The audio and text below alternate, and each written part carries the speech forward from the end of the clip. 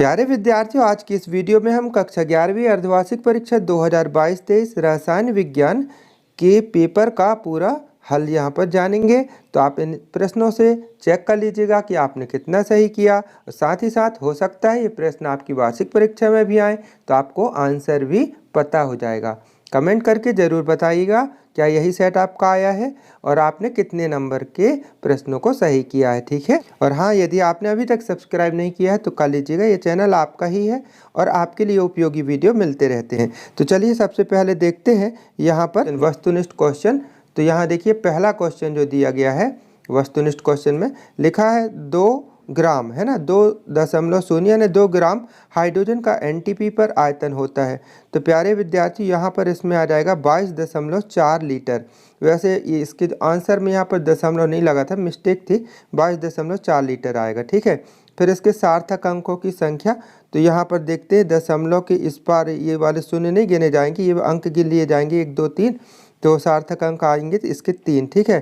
फिर तीसरा क्वेश्चन है 3p कक्षक में कितने त्रिज्या नोड होते हैं, तो इसका उत्तर आएगा 1, है ना। अब इसके बाद देखिएगा ये चौथा क्वेश्चन, निम्न में से किसका प्रथम आयनन विभव उच्च होगा, तो नाइट्रोजन का आयनन विभव उच्च होता है, ठीक है। फिर प्रबलतम आक्सीकारक, इनमें से प्रबलतम आक्सीकारक फ्लोरीन है F2, ठीक है। फिर अमोनिया में कौन सा संकरण होता है, तो sp3 संकरण होता है, ठीक है। फिर ब्रह्मांड की एंट्रोपी सदैव बढ़ती है, इसका उत्तर आ आएगा, ठीक है।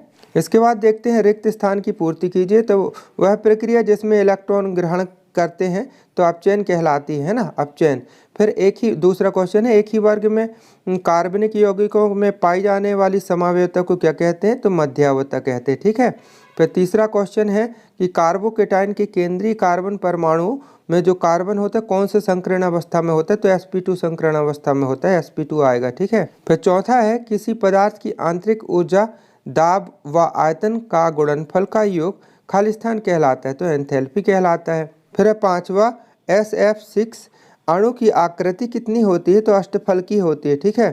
फिर छठवा क्लोरीन की इलेक्ट्रॉन बंधुता फ्लोरीन से क्या होती है, अधिक होती है, तो खालिस्तान में आएगा अधिक। फिर सातवां है बोर सिद्धांत खालिस्तान संकल्पना पर आधारित है, तो क्वांटीकरण, है ना, तो ये हो गए खालिस्तान। अब इसके बाद देखते हैं तीसरा प्रश्न, एक वाक्य एक शब्द में उत्तर लिखिए।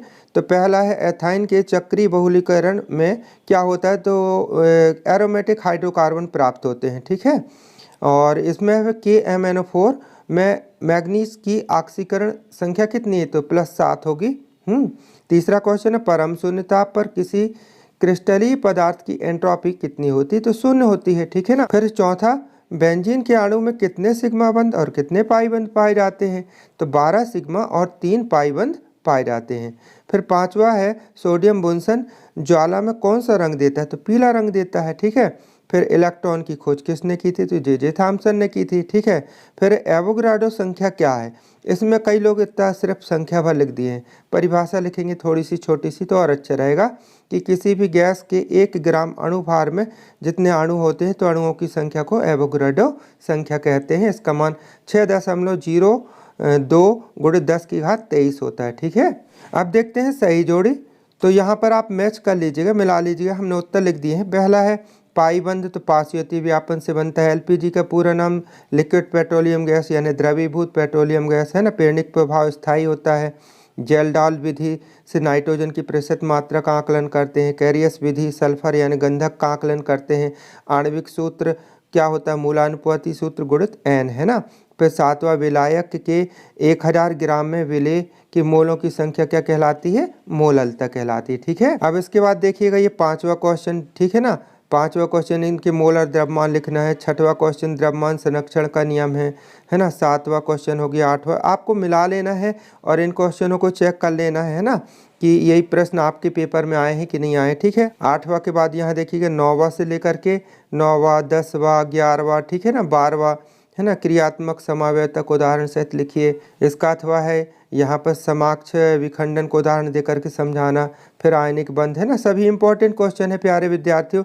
आपने देखा हमने जितने इंपॉर्टेंट क्वेश्चन बताए थे लगभग पूरा पेपर उससे कवर हो गया है ना। बायो का भी इंपॉर्टेंट क्वेश्चन का हमने वीडियो बना दिया है, प्लेलिस्ट पर आप देख सकते हैं वीडियो सेक्शन में जा करके। तो ये प्रश्न क्रमांक 14 तक यहाँ हो गए। अब ये 15वां क्वेश्चन है, इसमें निम्नलिखित के IUPAC नाम लिखना है, ठीक है। पीड़निक प्रभाव इलेक्ट्रोमेरिक प्रभाव में अंतर, है ना। मार्कोनिकॉफ का नियम इंपॉर्टेंट है, ठीक है। अब ये फिडेल क्राफ्ट अभिक्रिया, बुटज अभिक्रिया, ये तो आते ही है ना। 17वां क्वेश्चन ये है पूरा का पूरा, ठीक है। और यहाँ पर एसिटिलीन बनाने की विधि, ठीक है। फिर 18वां क्वेश्चन ये हो गया, ठीक है ना। SPDF संकेतन के आधार पर क्वांटम संख्या वाले कक्षकों को बताइए यहाँ पर, ठीक है। फिर समस्थानिक संभारिक और पाउली का अपवर्जन नियम इसमें लिखना है, ठीक है। फिर 19वां क्वेश्चन हेंस का नियम, बहुत ज़्यादा इंपॉर्टेंट है और आया भी। किसी विद्यार्थी ने कमेंट करके पूछा था सर हेंस का नियम आएगा, तो हमने कहा था कि आएगा और आ भी गया, ठीक है ना। फिर मुक्त ऊर्जा, ठीक है। गिब्स हेल्महोल्ट्ज़ समीकरण, सभी क्वेश्चन इंपॉर्टेंट है। कुल मिलाकर के ये सेट जो आया था बहुत अच्छा सेट था। वार्षिक परीक्षा में भी ऐसा ही आएगा, है ना, इसी प्रकार से आएगा। तो इसके क्वेश्चन इंपॉर्टेंट है आपकी वार्षिक परीक्षा के लिए भी। तो इन प्रश्नों को आप अलग से कॉपी में हल कर लीजिएगा। प्यारे विद्यार्थी, वीडियो कैसा लगा कमेंट करके ज़रूर बताइएगा और जो भी आपके मन में प्रश्न हो लिखिएगा। हम आपके हर प्रश्न का उत्तर देने का प्रयास करते हैं। तो अभी तक यदि आपने सब्सक्राइब नहीं किया तो कर लीजिएगा, वीडियो को अपने दोस्तों तक शेयर करें। प्यारे विद्यार्थी, मिलते हैं बहुत जल्दी अगले वीडियो में, तब तक के लिए बाय, थैंक यू, जय हिंद।